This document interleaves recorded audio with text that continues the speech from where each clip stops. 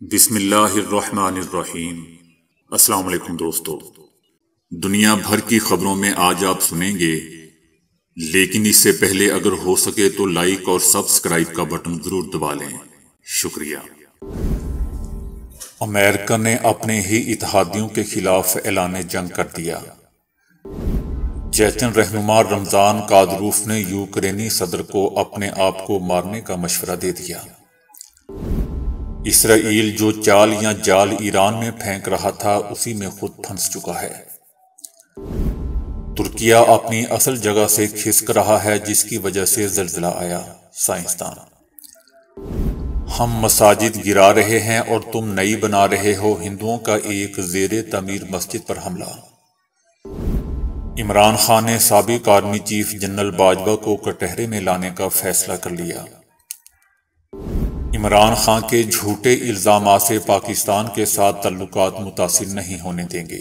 امریکہ: شہباز کی حکومت ہماری نہیں، ہماری تب ہوگی جب نواز کی حکومت ہوگی۔ مریم نواز سدین ہو گئی۔ ایران مشرق وسطیٰ میں عدم استحکام کی بڑی وجہ ہے۔ امریکہ: بھارت مقبوضہ وادی کی خصوصی حیثیت سے متعلق نہرو کے خطوط کو منظر عام پر لانے سے کترا رہا ہے۔ برطانوی اخبار کا انکشاف۔ تو آئیے چلتے ہیں خبروں کی تفصیل کی جانب۔ امریکہ نے نورڈ سٹریم پائپ لائن کے دھماکے سے اپنے یورپی اتحادیوں کے خلاف اعلان جنگ کر دیا ہے۔ یہ حقیقت ہے کہ امریکی بحریہ نے گزشتہ سال پائپ لائن کو اڑا دیا، اور جیسا کہ امریکی انعام یافتہ تحقیقاتی صحافی سیمور نے بھی انکشاف کیا ہے کہ یہ چیز یورپ میں اپنے اتحادیوں کے خلاف امریکہ کی معاشی جنگ کے مترادف ہے۔ ان کا کہنا تھا کہ امریکی بحریہ کے غوطہ خوروں نے 2022 کے موسم گرما میں نیٹو کی بال ٹاپس مشق کے دوران نورڈ سٹریم پائپ لائن کو تباہ کرنے کے لیے دھماکہ خیز مواد کا استعمال کیا تھا، اور 3 مہینے بعد گزشتہ جون میں انہوں نے ناروے کے تعاون سے اسے ریموٹ کنٹرول سے اڑا دیا تھا۔ سیمور کے محتاط تجزیے سے پتہ چلتا ہے کہ اس تباہی کی منصوبہ بندی اور اس پر عمل کیسے کیا گیا۔ لیکن دوستو، نتیجہ حیران کن نہیں تھا کہ امریکہ نے ناروے کی بڑی اہم مدد سے اپنے دوست اور اتحادی جرمنی اور دیگر یورپی ممالک کے خلاف یہ جرم کیا۔ چیچن رہنما رمضان کادروف نے ایک ٹی وی انٹرویو میں بظاہر یوکرین کے صدر سے خود کو جان سے مارنے کا مطالبہ کر دیا۔ انہوں نے کہا کہ میرے پاس ایک بندوق ہے جو نازی جرمن رہنما ہٹلر کی اس بندوق سے بہت ملتی جلتی ہے جس سے ہٹلر نے خود کو گولی مار لی تھی۔ میں یہ بندوق یوکرین کے صدر کے پاس بھیجوں گا تاکہ وہ اس سے خود کو گولی مار سکیں۔ کادروف دوستو روس کا قریبی اتحادی ہے اور یوکرین کی سرزمین پر روسی افواج کے شانہ بشانہ لڑ رہا ہے۔ کادروف نے اپنے پاس موجود اس اہم ہتھیار پر بظاہر فخر کا اظہار کیا ہے۔ کادروف نے اپنی بات کا رخ یوکرینی صدر کی طرف کرتے ہوئے کہا کہ میں اسی قسم کی بندوق اپنے پاس رکھتا ہوں جس بندوق سے ہٹلر نے خود کو گولی ماری تھی۔ میں اسے آپ کے پاس بھیجوں گا تاکہ آپ اس سے وہی کام لے سکیں جو ہٹلر نے لیا تھا۔ تاہم اس بیان کے بعد چیچن رہنما کو تنقید کا نشانہ بنایا جا رہا ہے۔ کادروف کے مخالفین اور یوکرین کے ساتھ ہمدردی رکھنے والے افراد نے کادروف کو کہا ہے کہ کوئی بھی حقیقت میں نہیں جانتا کہ کس ہتھیار نے ہٹلر کی زندگی کا خاتمہ کیا تھا۔ بس اتنا معلوم ہے کہ یہ 7.65 ملی میٹر والٹر پی پی کی پستول تھی۔ دوستو یاد رہے کہ روس یوکرین جنگ کے آغاز کے بعد سے چیچن رہنما نے روسی افواج کی حمایت کی ہے۔ انہوں نے اپنے جنگجو مشرقی یوکرین میں بھیجے ہیں۔ کادروف اور اس کی ملیشیا پر چیچنیا میں بے شمار زیادتیوں کا الزام لگایا جاتا رہا ہے۔ نیتن یاہو کی کابینہ کے خلاف جاری مظاہروں میں شامل مظاہرین کے خلاف صہیونی حکومت کی خفیہ ایجنسی شاباک کی سرگرمیوں کا دائرہ بڑھ گیا ہے۔ شاباک نے حالیہ مہینوں میں بائیں بازو کے ان مظاہرین کے خلاف اپنی کارروائیوں میں توسیع کر دی ہے جو صہیونی حکومت کے عدالتی نظام کے کمزور ہونے کے خلاف احتجاج کر رہے ہیں اور نئے مظاہروں کی تیاری کر رہے ہیں۔ شاباک مقبوضہ فلسطین میں حالیہ احتجاجی مظاہروں کے دوران پولیس کے شانہ بشانہ کام کر رہی ہے۔ شاباک کا دعویٰ ہے کہ وہ سرکاری اداروں کو نشانہ بنائے جانے پر فکر مند ہے اور اسے روکنے کی کوشش کر رہا ہے۔ شاہ باغ کی کارروائی انٹیلیجنس پولیس کے ساتھ ہے اور اس سلسلے میں پولیس اور شاہ باغ کے درمیان کافی تعاون پایا جاتا ہے۔ مسلسل 6 ہفتوں سے صہیونی مظاہرین نیتن یاہو کی کابینہ کے خلاف احتجاجی مظاہرے کر رہے ہیں۔ یہ مظاہرے صہیونی دارالحکومت تل ابیب کے مرکز میں ہو رہے ہیں، جن میں لاکھوں مظاہرین صہیونی حکومت کا پرچم اور پلے کارڈ اٹھائے ہوئے ہوتے ہیں۔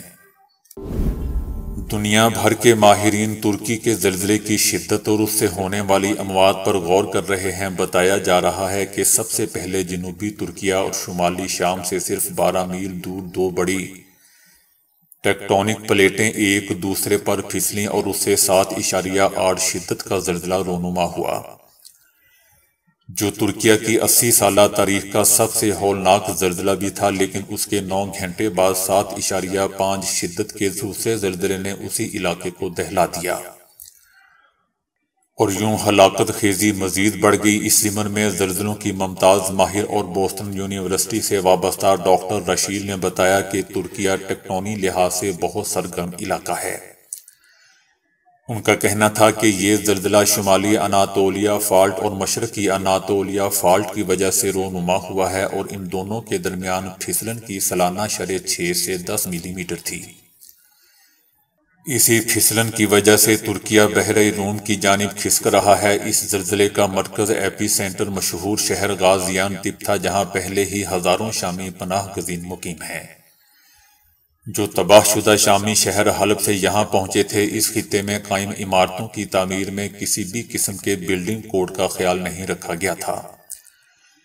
یہی وجہ ہے کہ اسے غیر معمولی اموات ہوئی ہیں۔ تاہم ڈاکٹر رشیل کا کہنا ہے کہ اگر عمارتیں بین الاقوامی زلزلے کے کوڈ کے تحت بھی بنائی جاتی تب بھی اس تباہی میں معمولی سی ہی کمی واقع ہوتی، کیونکہ زلزلہ بہت شدید اور اس کا مرکز کم گہرا تھا۔ ڈاکٹر رشیل کے مطابق مشرقی اناطولیہ فالٹ میں بڑے زلزلے کا امکان ہر 100 یا 200 سال تک ہو سکتا ہے۔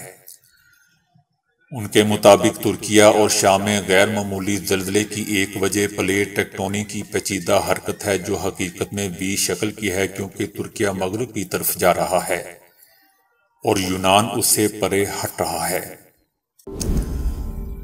بھارتی ریاست اتر پردیش کے ضلع باندہ میں ہندو تنظیموں کے بلوائیوں نے ایک زیر تعمیر مسجد میں توڑ پھوڑ کی ہے، جبکہ پولیس خاموش تماشائی بنی رہی۔ بلوائیوں نے تعمیراتی کارکنوں پر قانون شکنی کا الزام لگاتے ہوئے مسجد کے سامنے احتجاجی مظاہرہ بھی کیا۔ انہوں نے سڑک پر سفر کرنے والوں کو بھی دہشت زدہ کیا اور تعمیراتی سامان اور کنکریٹ مکسر یونٹ کو نقصان پہنچایا۔ بلوائیوں نے سڑک سے ٹریفک روک کر مسجد کی تعمیر کے خلاف نعرے بازی کی، جس سے ٹریفک کی روانی میں خلل پڑا۔ اطلاع ملتے ہی پولیس موقع پر پہنچ گئی، تاہم پولیس اہلکار بے قابو بلوائیوں کو قابو کرنے کی بجائے خاموش تماشائی بنے رہے۔ بلوائیوں نے مسجد کی تقریباً 30 منٹ تک توڑ پھوڑ جاری رکھی۔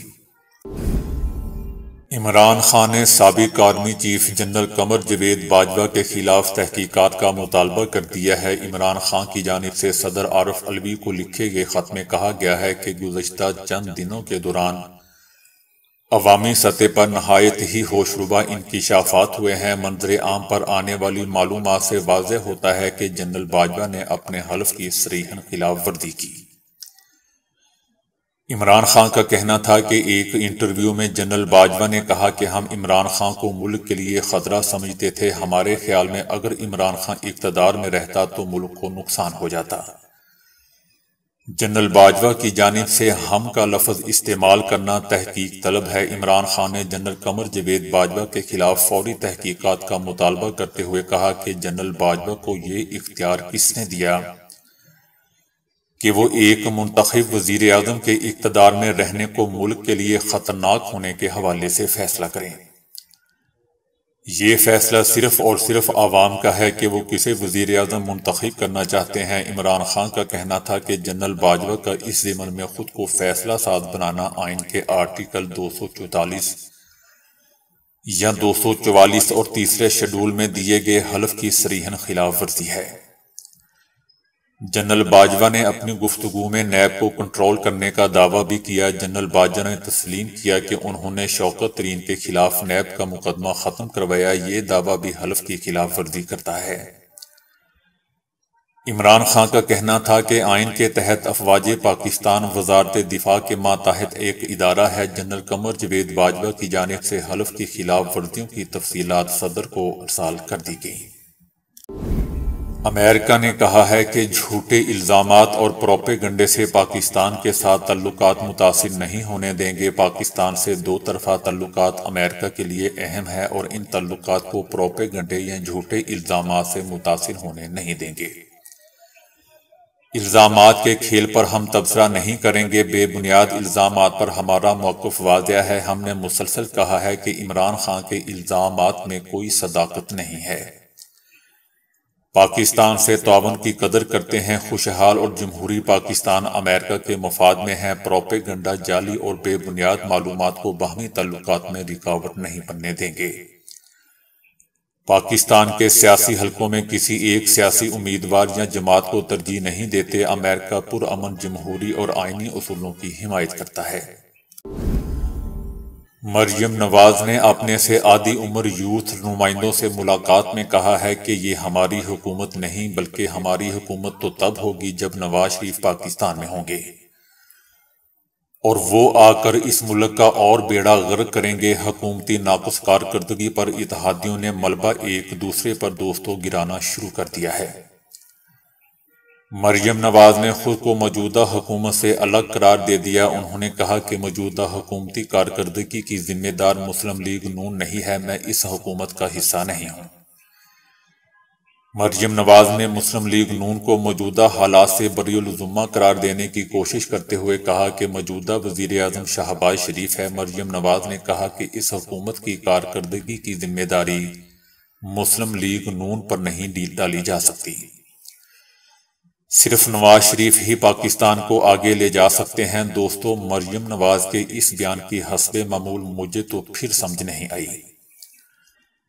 اب آپ کہیں گے کہ میں نے پھر یہ خبر کیوں دی؟ وہ اس لیے دوستو کہ یہاں میرے سننے والوں میں کچھ ایسے سیاسی سائنسدان بھی ہیں جو مریم نواز کی ہر بات کو آسانی سے سمجھ لیتے ہیں اور وہ مجھے کومنٹ میں برا بھلا کہنے کی شکل میں نظر بھی آ جاتے ہیں۔ امریکہ نے ایران کو مشرق وسطیٰ میں عدم استحکام کی بڑی وجہ قرار دے دیا ہے۔ امریکی سینٹرل کمانڈ کے کمانڈر مائیکل کوریلا نے کہا ہے کہ ایران کی جانب سے حوثی ملیشیاؤں کو ہتھیار بھیجنا سلامتی کونسل کی قراردادوں کی خلاف ورزی ہے۔ امریکی کمانڈر کا مزید کہنا تھا کہ ایران کا یہ عمل امن کی کوششوں کے لیے نقصان دہ ہے۔ ایران کی جانب سے اسلحے کی ترسیل روکنے اور ایران کی سرگرمیوں کا مقابلہ کرنے کے لیے اتحادیوں کا کردار اہم ہے۔ خطے میں اور روس کی جانب سے یوکرین میں ایرانی ڈرون کے استعمال کے شواہد مسلسل سامنے آ رہے ہیں۔ ایسا ایرانی حکومت کی جانب سے تردید کے باوجود ہو رہا ہے۔ ان کا کہنا تھا کہ ایران خطے میں عدم استحکام کی ایک بڑی وجہ ہے۔ برطانوی اخبار گارڈین نے انکشاف کیا ہے کہ بھارت مقبوضہ وادی کی خصوصی حیثیت سے متعلق نہرو کے خطوط کو منظر عام پر لانے سے کترا رہا ہے۔ بھارت وادی کی خصوصی حیثیت سے متعلق 1947 کے دستاویزات کو منظر عام پر لانے سے کترا رہا ہے کیونکہ اسے ڈر ہے کہ ان حساس خطوط سے اس کے خارجہ تعلقات متاثر ہو سکتے ہیں۔